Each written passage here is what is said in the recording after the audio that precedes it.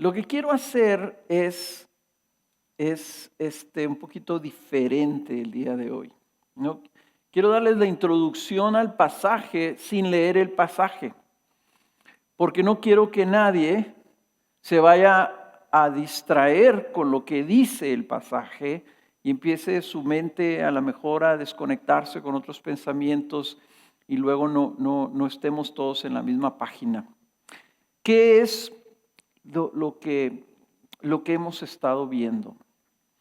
Y al estar estudiando y preparando lo que sigue, me di cuenta que la primera y la segunda carta de Tesalonicenses, aunque es una carta bien pastoral, es una carta muy particular.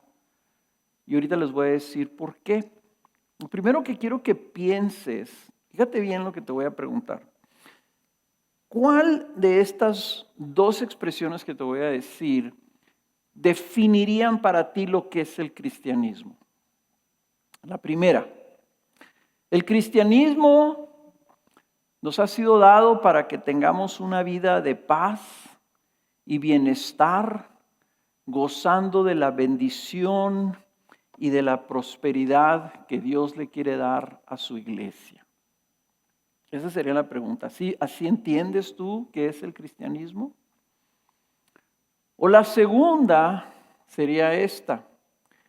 El cristianismo es una guerra a muerte entre el reino de Dios contra las fuerzas del mal y las tinieblas. Y si tú dices, caray, ese cristianismo no me checa, o sea, como que eso es lo que es el cristianismo, una guerra. Y la pregunta sería si estos dos definiciones o visiones de lo que es el cristianismo son compatibles.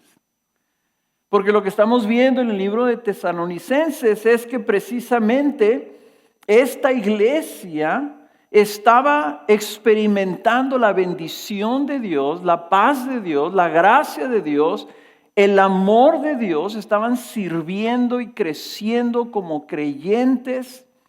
Había en ellos una prosperidad y una paz, pero espiritual, y a la misma vez estaban en un campo de batalla, en un conflicto frontal contra las fuerzas del mal y de las tinieblas. Entonces fíjense cómo hemos visto lo que hemos visto en estas últimas semanas que hemos estado viendo segunda de Tesalonicenses.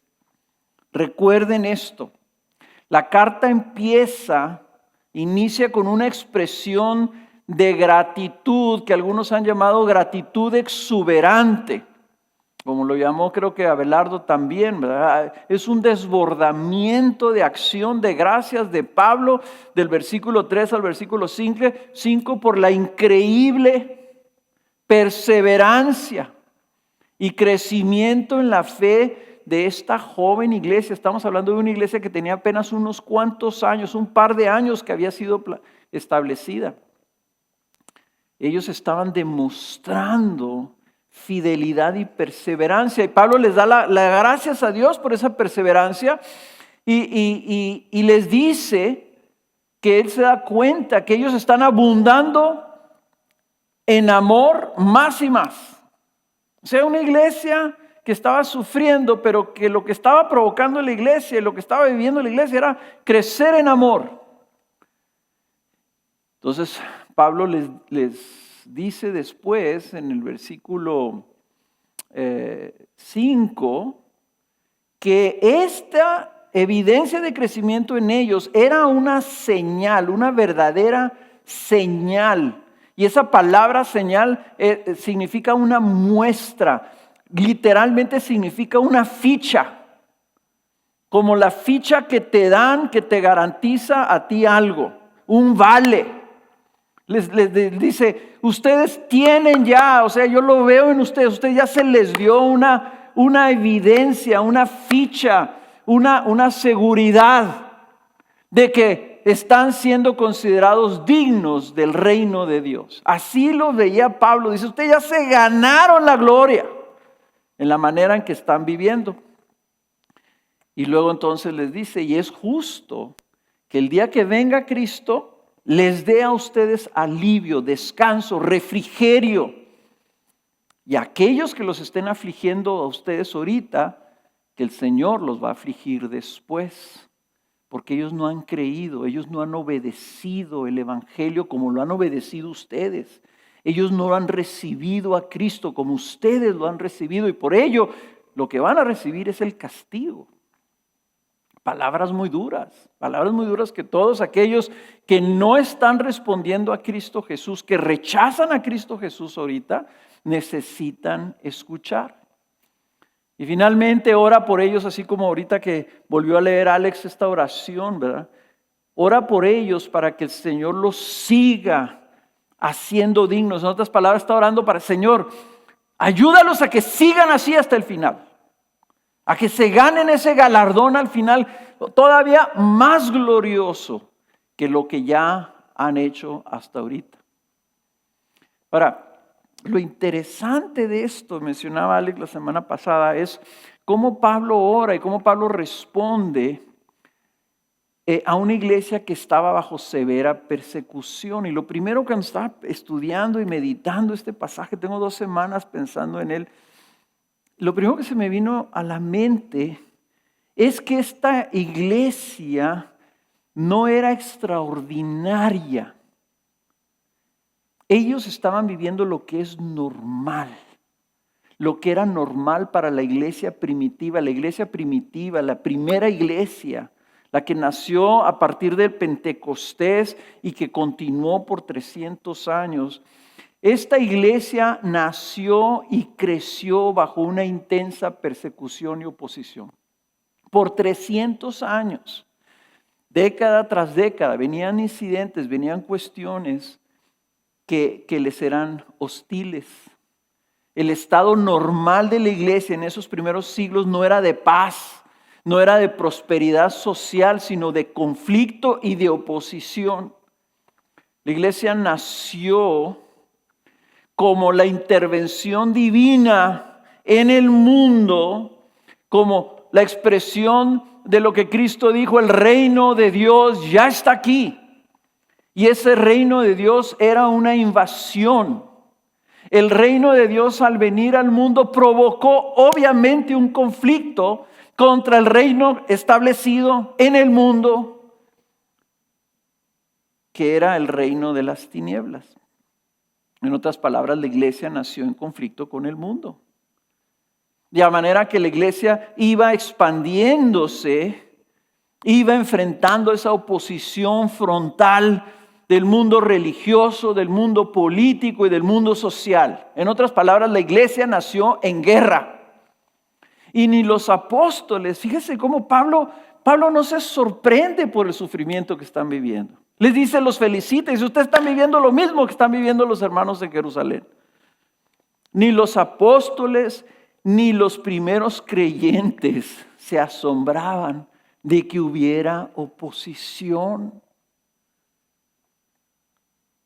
Y el otro día acabo de escuchar un mensaje por el internet que en 300 años la iglesia primitiva, cuando se levantó y se aceptó oficialmente el cristianismo por el emperador Constantino, en ese momento más del 50% de todo el imperio romano se había convertido al cristianismo.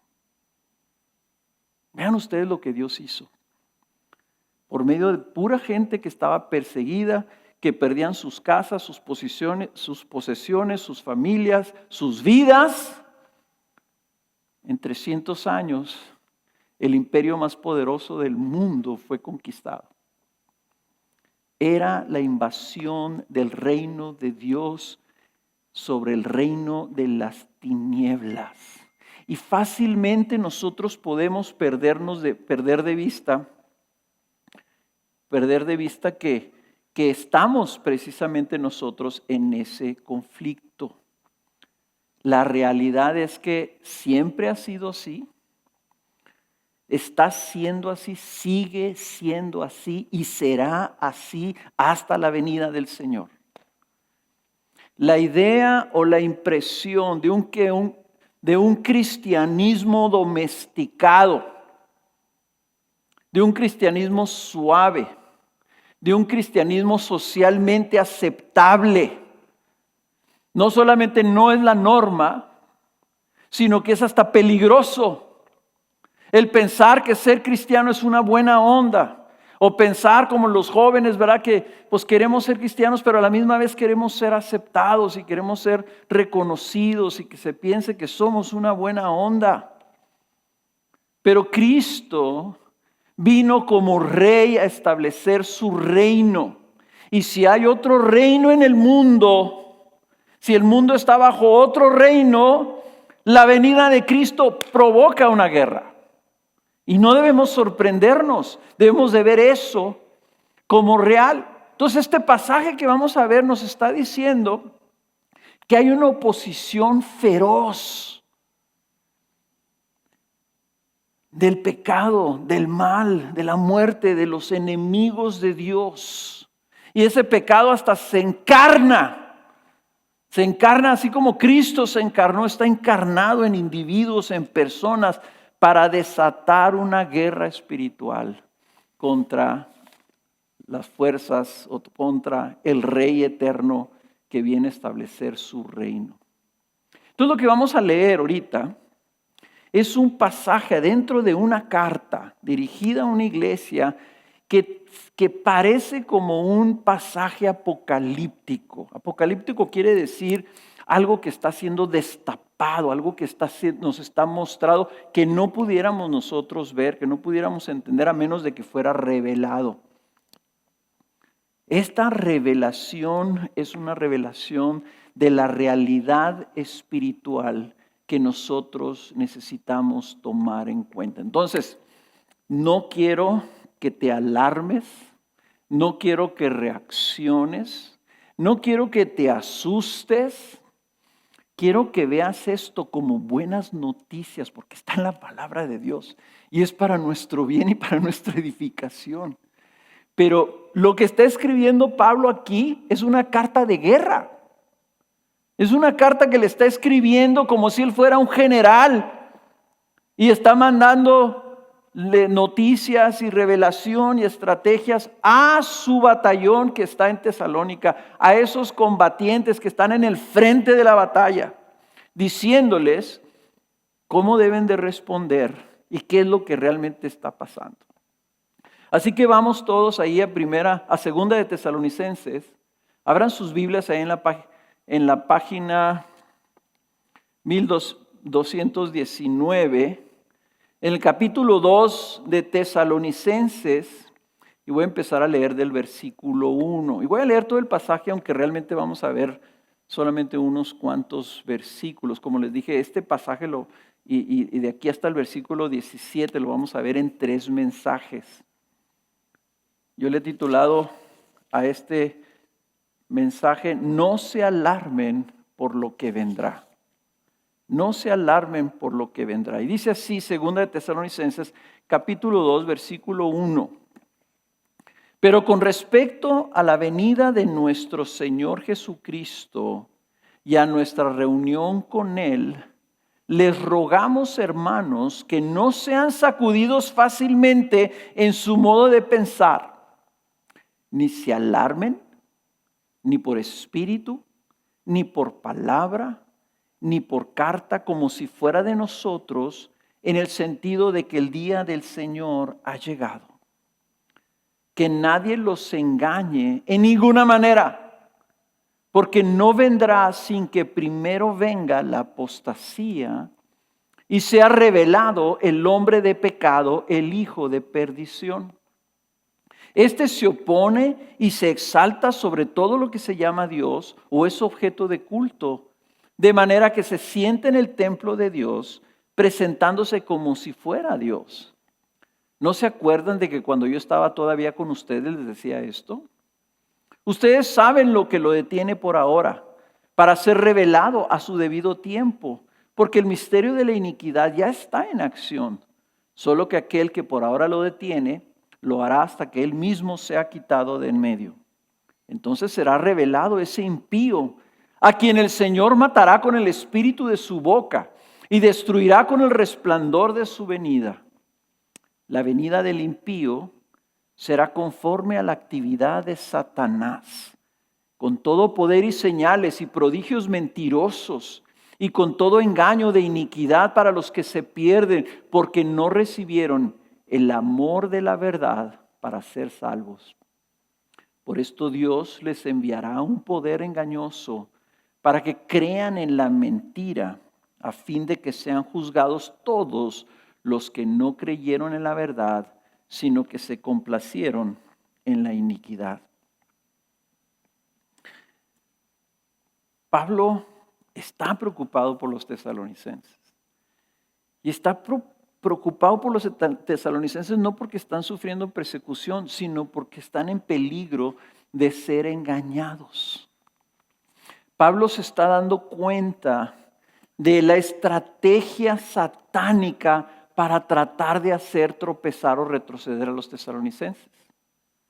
En medio de su persecución, de su sufrimiento, hay una falsa doctrina que está entrando a la iglesia diciendo que la venida del Señor ya vino, que el Señor ya vino, o que el Señor ya viene, o que el Señor es inminente, o qué sé yo exactamente. No explica Pablo aquí qué era lo que estaban creyendo, pero les dice: no sean engañados con respecto de la venida del Señor. Y me encanta esta frase que dice: y a nuestra reunión con Él.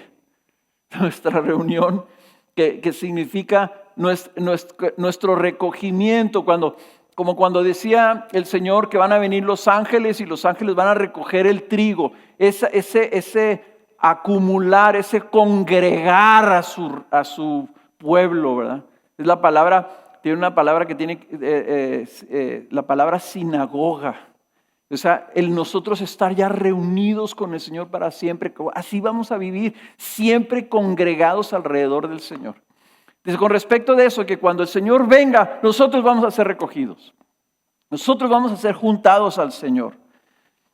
Les dice: ¿por qué ustedes están escuchando algo que los está sacudiendo, los está cambiando de su modo de pensar? No se alarmen, no se agiten, no se asusten, ni por profecía, ni porque alguien viene y les enseña, o que alguien viene y les escribe una carta como si yo se las estuviera mandando. Hay dos señales que tienen que suceder. Entonces esta carta viene para ayudarlos a que no caigan en el engaño, y esa estrategia satánica va a estar repetida en lo que vamos a estar viendo durante todos estos tres mensajes, ¿verdad? Que hay algo que el enemigo está tratando de hacer para minar las fuerzas del reino de Dios. Entonces lo que Pablo les está diciendo, los quiere animar, los quiere corregir, les dice: todavía no viene la venida del Señor. Como diciéndole: la batalla que estamos librando va para largo. Esto es una buena noticia para ellos. Está diciendo: no se preocupen, así vamos a estar por mucho tiempo.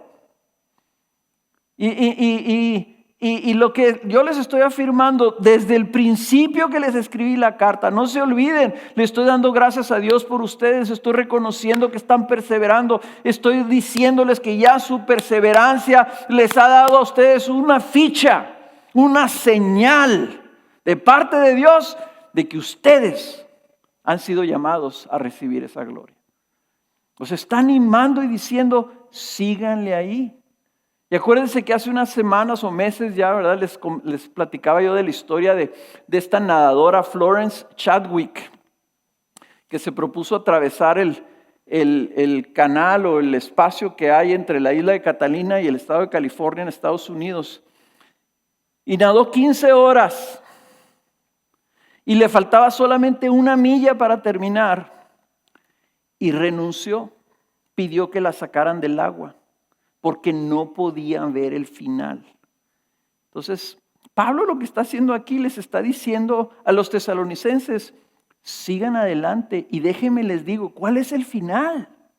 El final es cuando venga Cristo y destruya la oposición. Fíjense que nosotros nos dijera eso el apóstol Pablo. Ustedes van a estar aquí en el campo de batalla hasta que venga Cristo. El problema es que nosotros no lo vemos como un campo de batalla. Lo vemos con tranquilidad. Y lo que quiere el apóstol, es que la iglesia abra los ojos, que la iglesia se dé cuenta qué está pasando. Discúlpeme.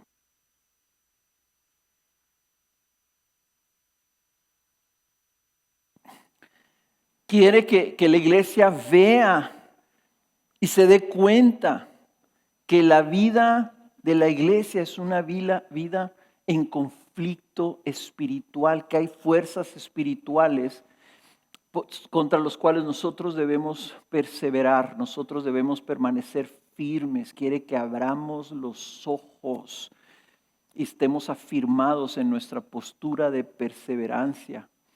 Quiere no tanto que se den cuenta qué es lo que va a suceder después, sino quiere que se dé cuenta contra qué y contra quién están luchando. Y la primera cosa que les dice es, debe venir primero la apostasía. Apostasía significa rebelión. La palabra apostasía en griego significa una rebelión, como si te rebelas contra el gobierno, te rebelas contra el reino.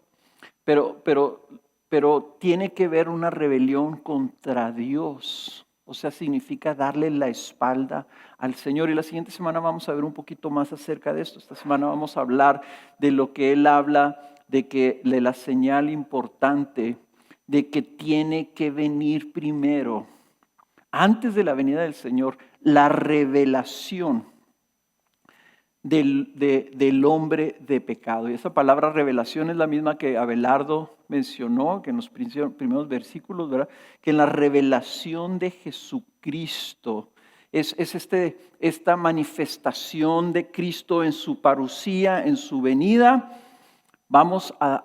Cristo va a venir y va a aparecer delante de nuestros ojos. Bueno, antes que suceda eso, va a aparecer que describe como el hombre de pecado.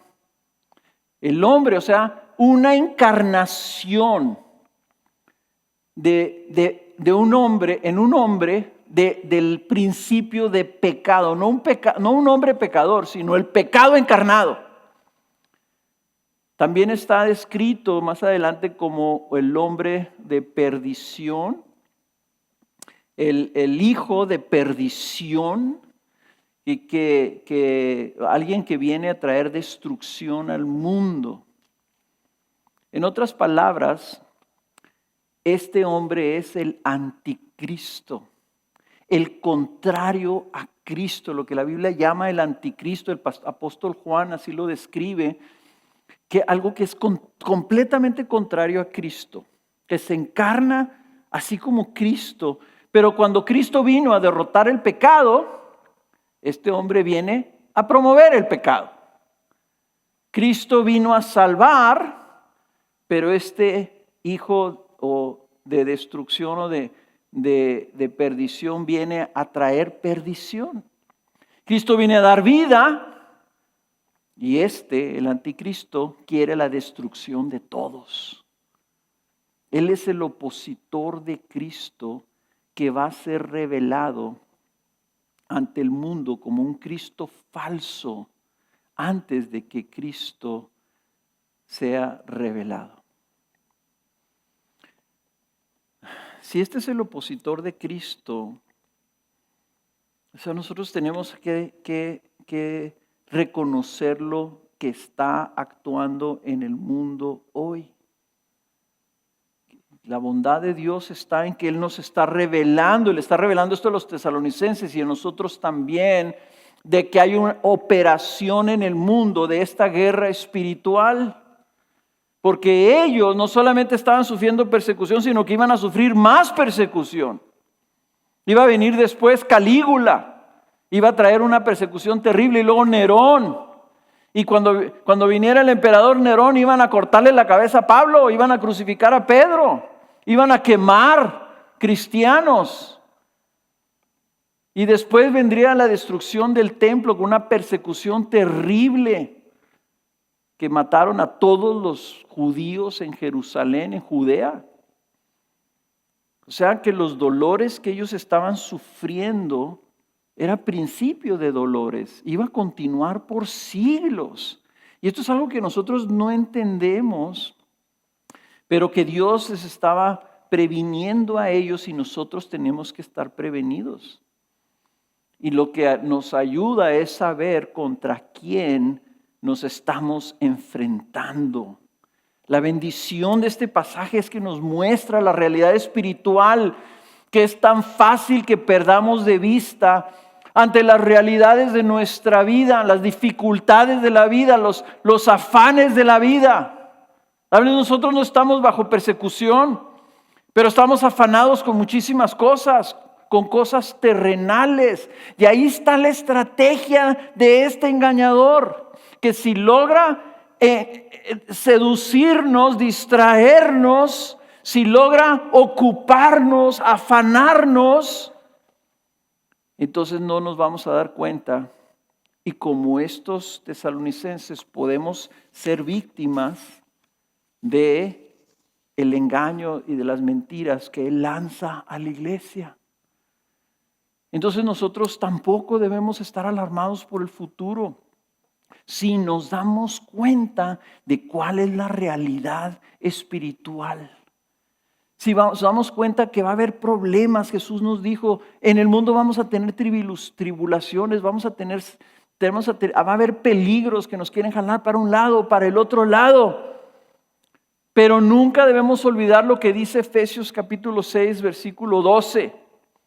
Dice, nuestra lucha no es contra sangre y carne, sino contra principados, contra potestades, contra los poderes de este mundo de tinieblas, contra las fuerzas espirituales de maldad en las regiones celestes.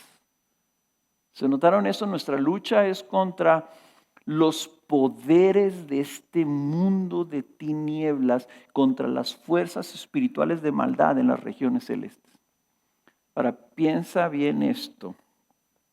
¿Tú crees que esos poderes de tinieblas, esas fuerzas espirituales de maldad, tú crees que ya empacaron sus belices, sus maletas y se fueron? ¿O crees que ahorita en medio de esta pandemia y de este mundo y de este nuestro país y de esta realidad ahorita, de este cristianismo, no crees que también ahorita están operando? Pues por eso me da y le agradezco a Dios por esta carta, porque nos quiere despertar. Ahorita Alex oraba, Señor, despiértanos. Pues tenemos que despertar que estamos en una guerra y que somos soldados. Y fíjense lo que le dice Pablo a Timoteo.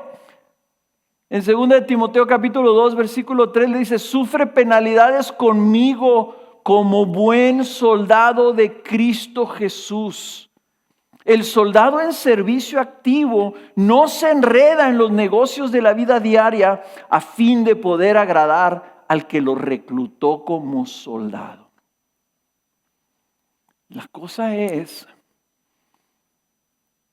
que Cristo nos llamó a Él y al llamarnos nos está reclutando. Y desgraciadamente ha habido tanto cristianismo y las redes sociales están llenas de mensajes que no te están comunicando correctamente lo que es el cristianismo.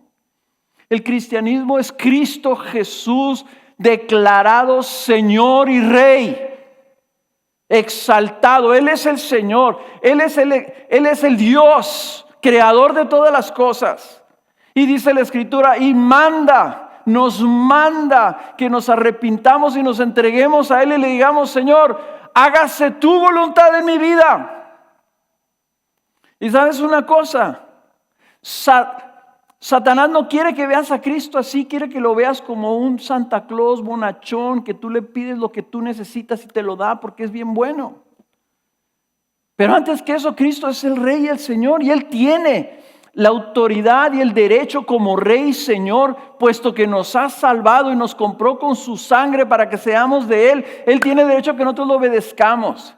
Él tiene derecho a ponernos en situaciones como puso a los tesalonicenses. Pablo no les está pidiendo perdón a los tesalonicenses por su persecución.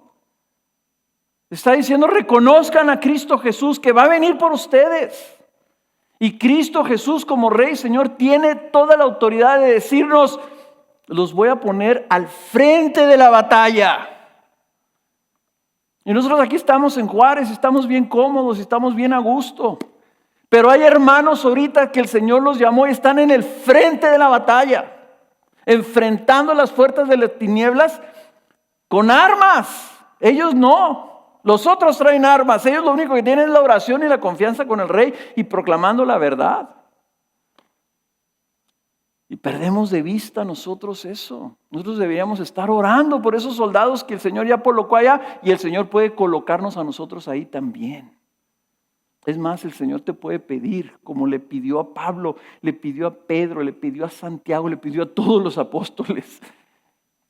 Y le pidió a la iglesia primitiva, den sus vidas por mí como un acto de fe que yo los voy a rescatar y yo los voy a sostener. Yo voy a estar con ustedes en ese momento. Hermanos, nosotros no queremos pensar en un Cristo así. Queremos pensar en un Cristo que viene para que nosotros tengamos una buena vida. ¿Quién es este hombre de pecado? Este hombre de pecado es nuestro enemigo.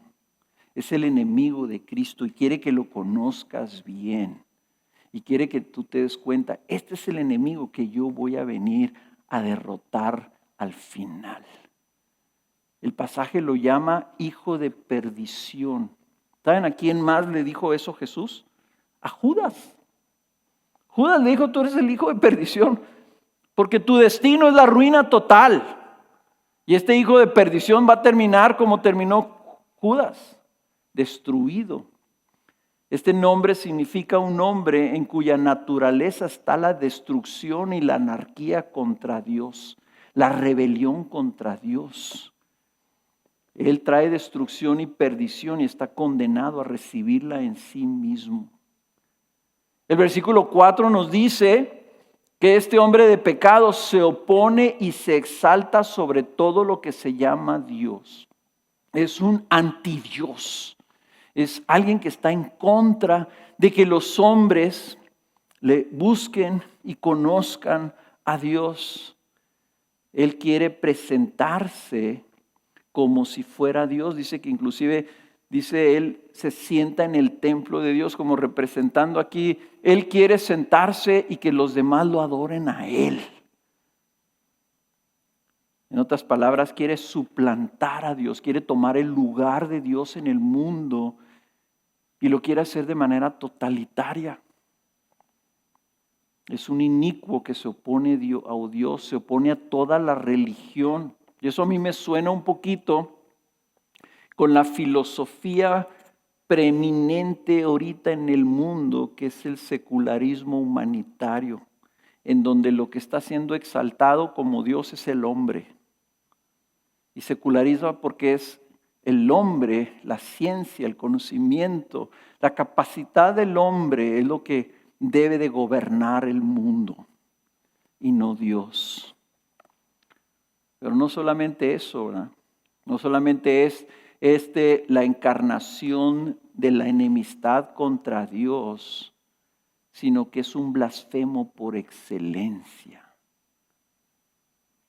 Ahora, la Biblia dice que este anticristo, antidios, se le ha dado la capacidad de ser empoderado por Satanás. Dice el versículo 9, dice, la venida del impío será conforme a la actividad de Satanás con todo poder y señales y prodigios mentirosos. Ahí está de nuevo esta estrategia satánica.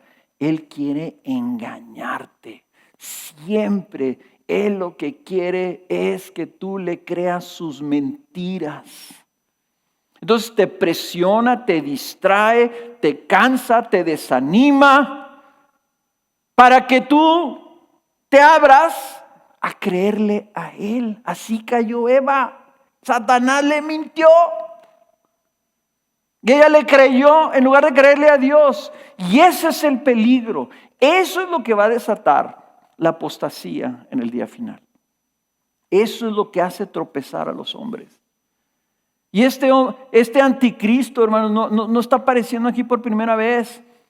El profeta Ezequiel lo profetizó en el capítulo 28 del libro de Ezequiel.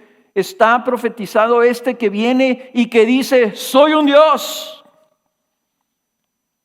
Y la profecía más importante tal vez del anticristo viene en Daniel capítulo 11.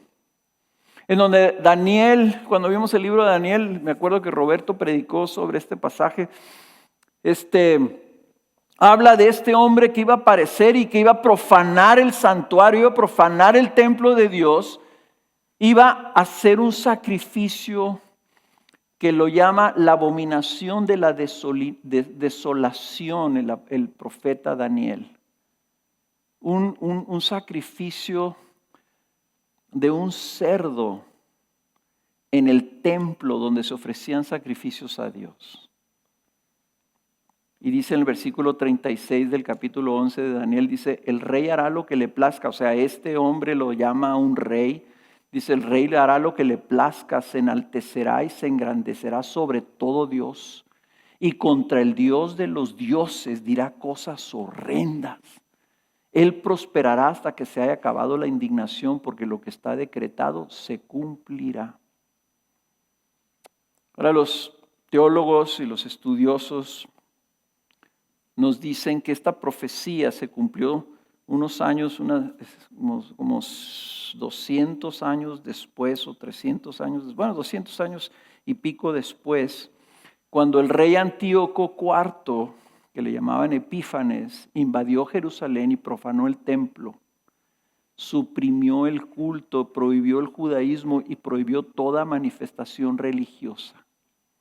Entonces, desde ese entonces, Antíoco se ha convertido como el prototipo del anticristo.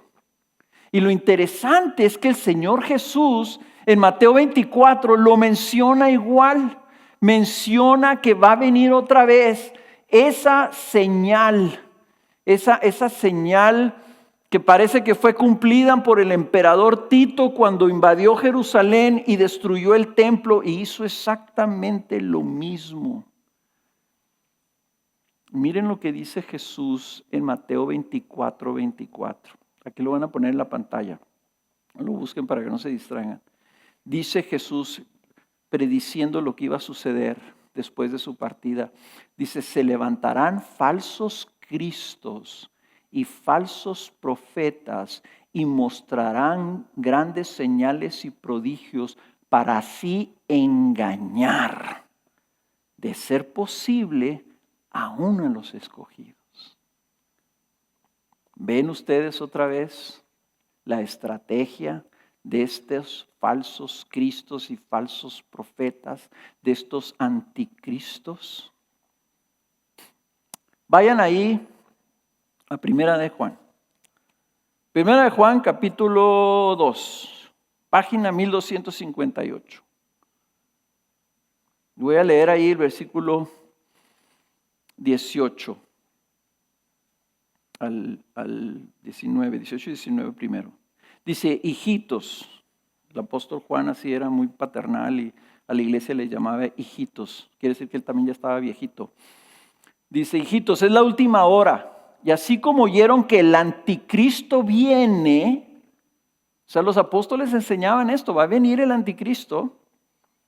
Dice, fíjense lo que dice él: también ahora han surgido muchos anticristos. Ah, caray.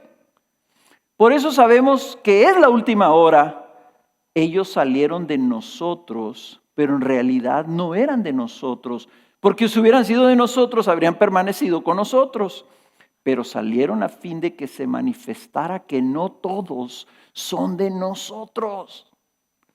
Está hablando, los anticristos están saliendo, están adentro de la iglesia. Y no quiero que nadie empiece a pensar en sus hermanos de la iglesia y decir: ¿será anticristo este? ¿Será anticristo este? Lo que está diciendo Judas Juan, es que el diablo busca infiltrarse para engañar. Se infiltra para sacar gente de la iglesia. Fíjense cómo dice versículo 20, ahí mismo en el 2:20. Dice, pero ustedes tienen la unción del Santo. O sea, ustedes tienen el Espíritu Santo y todos ustedes lo saben.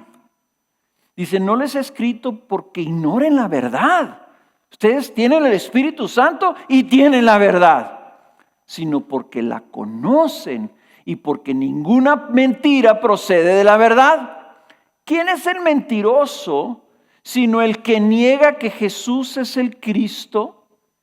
¿Quién es el mentiroso que está negando la cruz, que está negando el evangelio, que está minimizando a Cristo, que está diluyendo su verdad? ¿Quién es el mentiroso? Dice, es el anticristo, el que niega al Padre y al Hijo. Todo aquel que niega al Hijo tampoco tiene al Padre. El que confiesa al Hijo tiene también al Padre.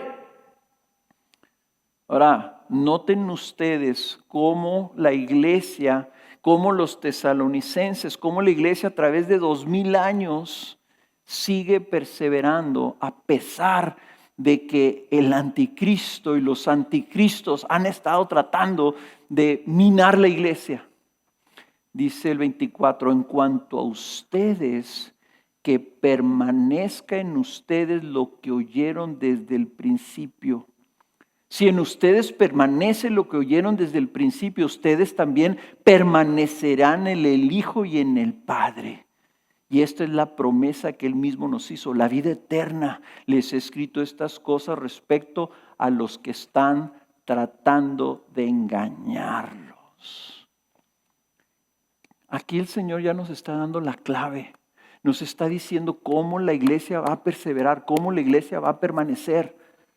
Nos está diciendo, vamos a permanecer porque tenemos al Espíritu Santo y porque podemos permanecer en lo que hemos recibido, en la verdad que hemos recibido. Podemos permanecer en Cristo. El Espíritu más la verdad. La comunión con Cristo, unidos a Cristo y llenos de su verdad, creyendo y confiando en la verdad que Él nos ha dado. Es lo que dice el Señor en Juan 15. Entonces no puede venir, dice, si tú tienes la verdad, de la verdad no va a salir la mentira. La verdad va a venir a querer negar la mentira, pero si ustedes ya tienen la verdad y tienen la fortaleza del Espíritu Santo, no se preocupen. Ahí están las buenas noticias.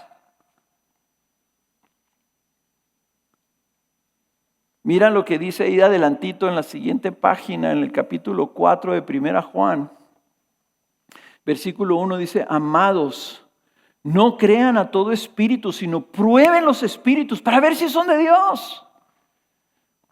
Porque muchos falsos profetas han salido al mundo. Y cuando habla de prueben los espíritus, está hablando de estas profecías que se daban en el nombre del Señor, ¿verdad? Porque habla de los falsos profetas.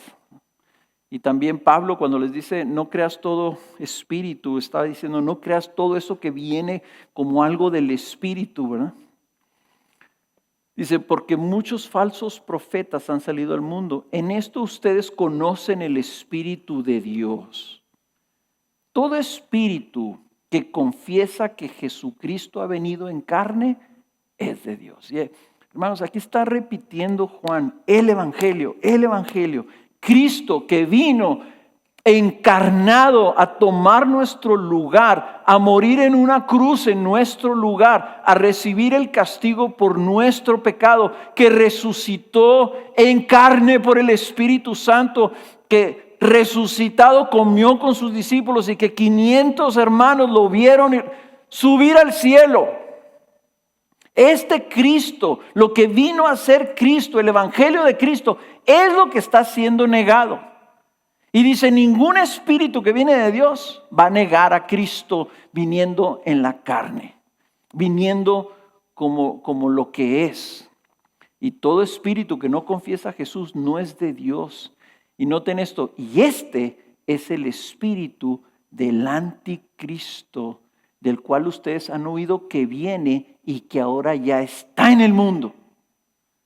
Hijos míos, ustedes son de Dios y han vencido a los falsos profetas, porque mayor es aquel que está en ustedes que el que está en el mundo.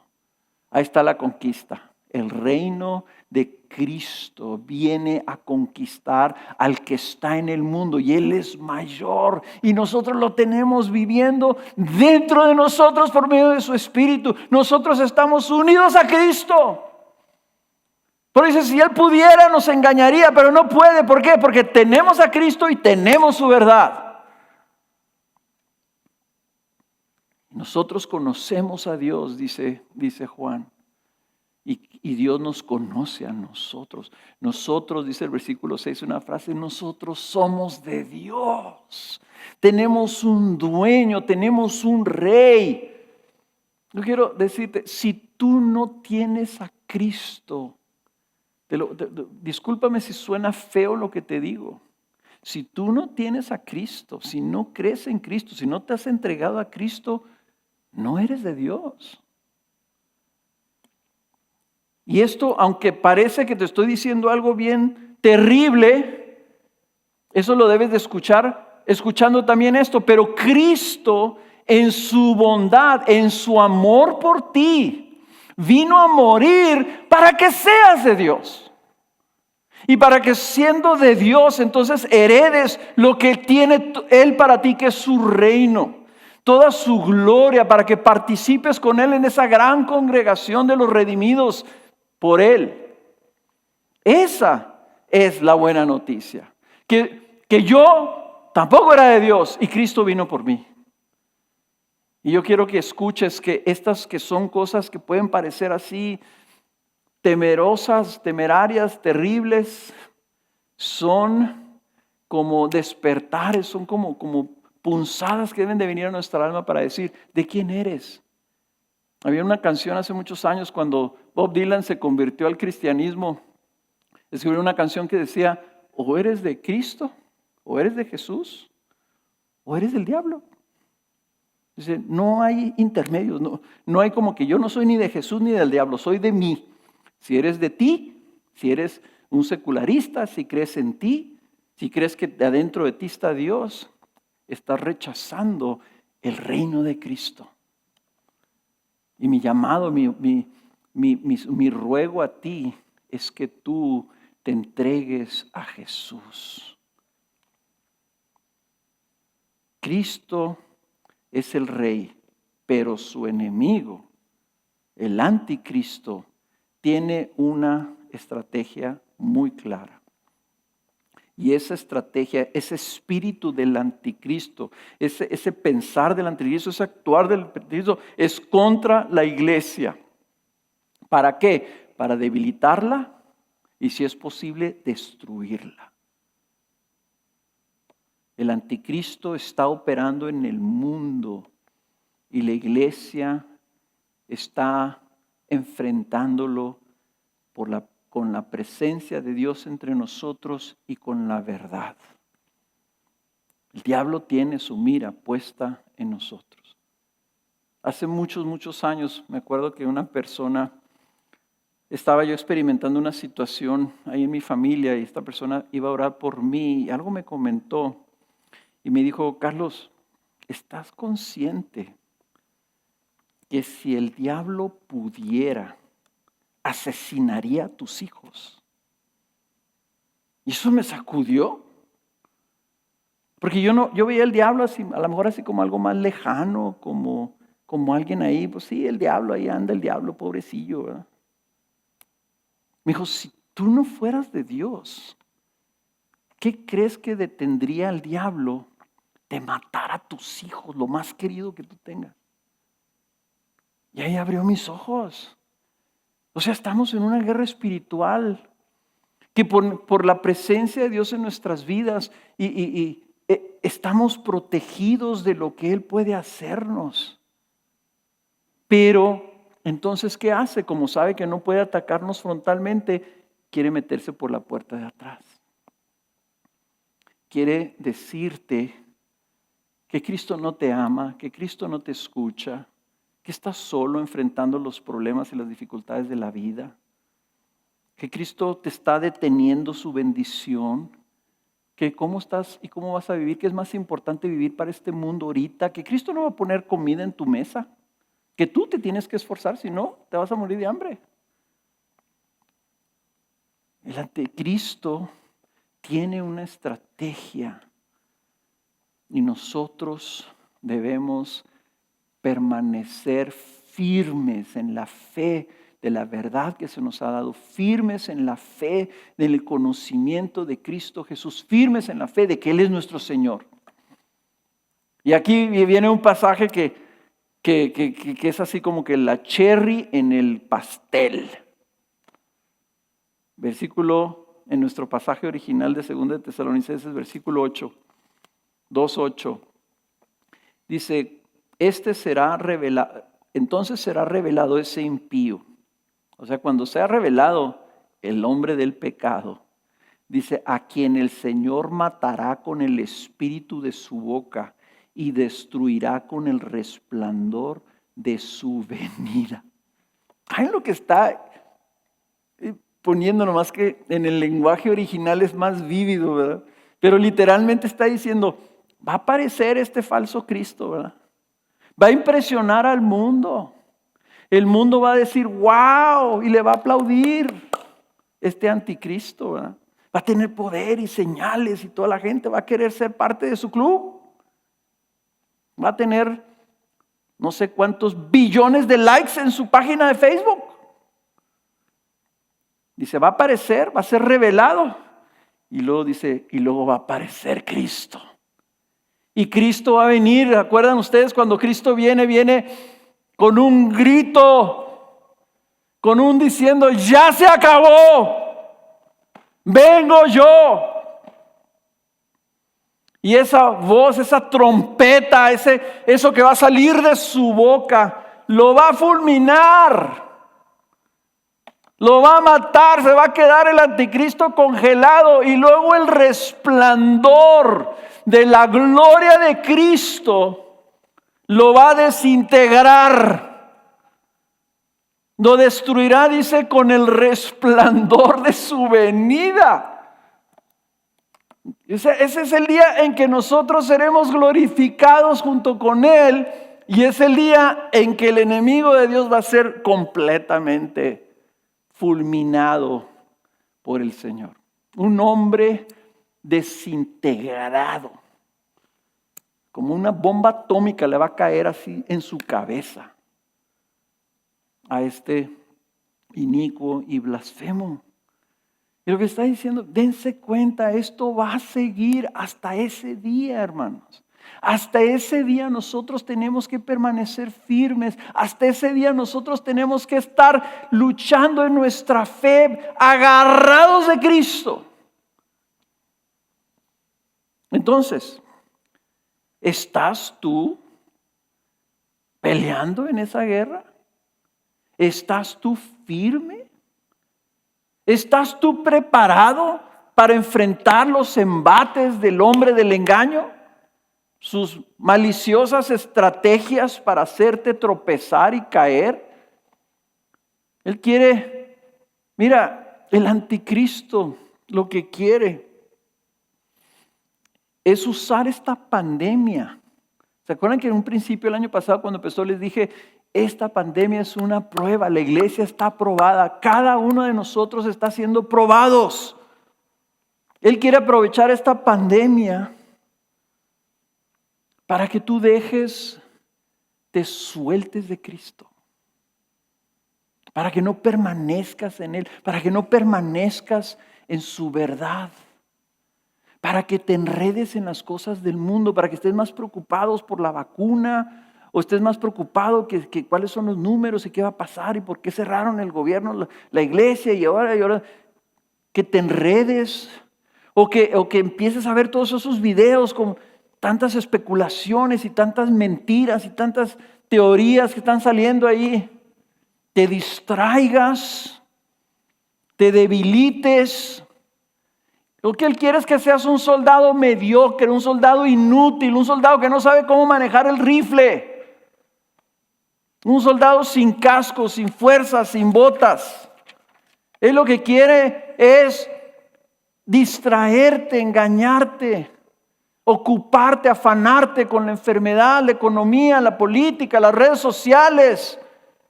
Que descuides tu comunión con Dios. Que te aflojes, que seas un cristiano endeble, débil. Nuestra oración debe de ser lo que oró Alex ahorita. Señor, haznos dignos de esa gloria. Prepáranos, despiértanos, que nos encuentres fuertes, creyendo y firmes y proclamando tu palabra.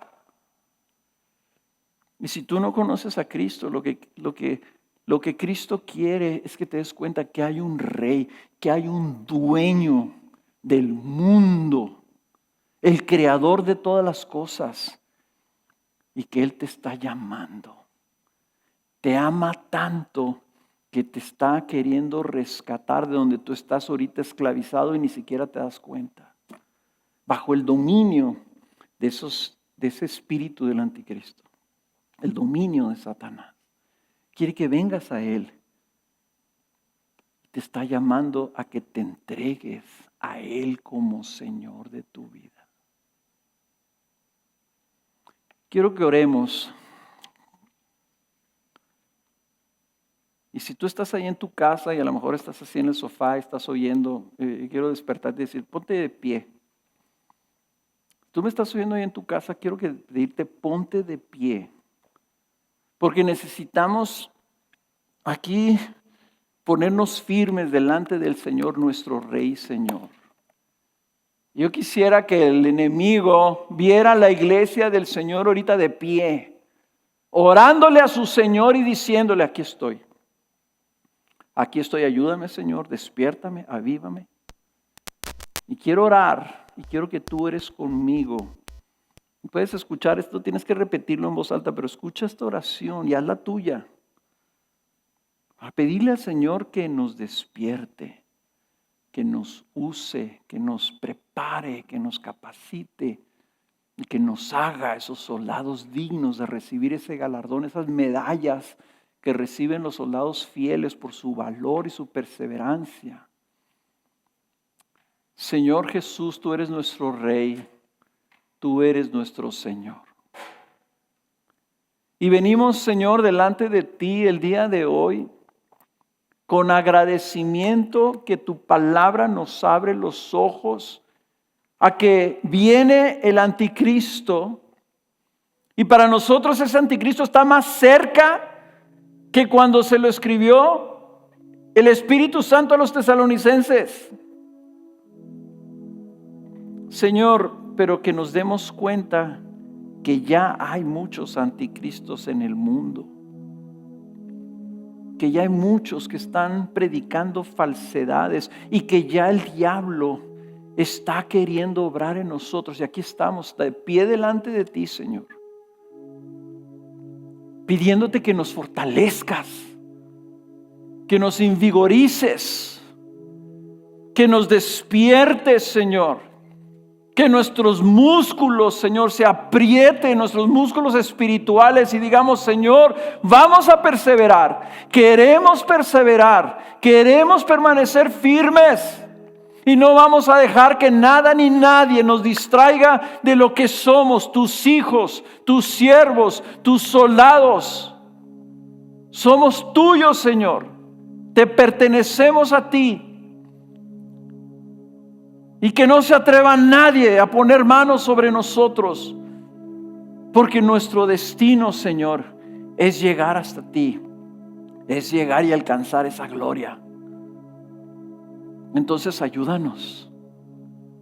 Si estamos flojos, como dice Isaías, Señor, endereza nuestras rodillas y fortalece nuestros brazos. Para permanecer vigorosos, caminando hacia nuestro destino y cumpliendo tu voluntad, obedeciéndote como Señor y no enredándonos con los negocios de este mundo, Señor. sino viviendo para tu gloria, para esa gloria.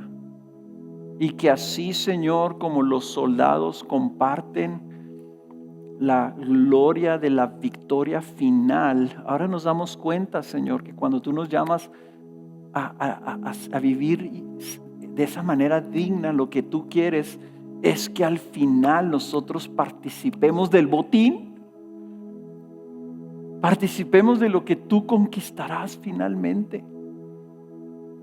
Y te ganemos a ti y a tu reino, Señor, por toda la eternidad. Padre, haz eso en nuestras vidas, Padre. Te lo pedimos, Señor. Amén.